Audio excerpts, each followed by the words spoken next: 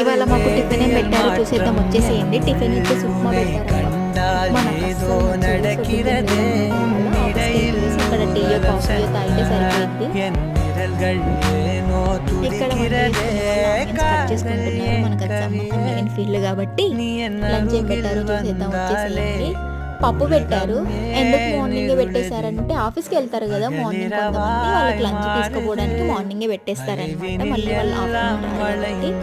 Curry వచ్చేసి carrot curry పెట్టారు. నేను డైలీ వచ్చేసరికి 2 అయిపోతుంది ఆఫీస్ నుండి. వాళ్ళైనా తొందరగా వచ్చేసి లంచ్ చేయాలి. రోజు కర్రీ అయిపోతుంది, రోజు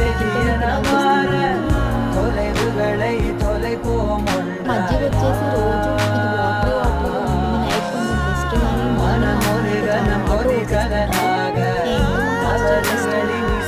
ఇంకేంటి మరి మీరేం టిఫిన్ చేశారో కమెంట్ చేసేసేయండి. అంతే.